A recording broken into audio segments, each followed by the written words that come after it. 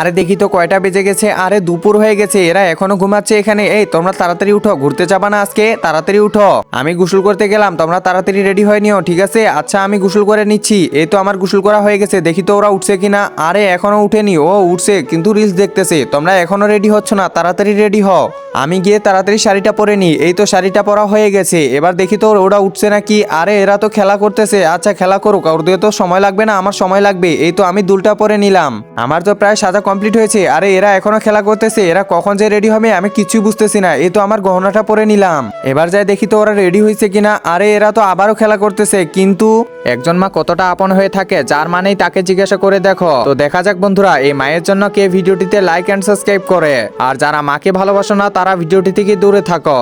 আরে এরা এখন আবার কই গেল? আরে বাইরে দেখি তো। আরে আমরা তো তাড়াতাড়ি রেডি হয়ে আসছি, তোমার টিপ পড়তে যতক্ষণ সময় লাগে আমাদের এতক্ষণই সময় হয়ে যায়। তাড়াতাড়ি গিয়ে দেখি ওরা মনে হয় রেডি হয়ে গেছে। আরে এরা তো এখানে ক্রিকেট খেলার জন্য করতেছে, এরা কি আজকেও ঘুরতে যাবে না? ধুর, আমি শুধু বেকারই রেডি হইলাম।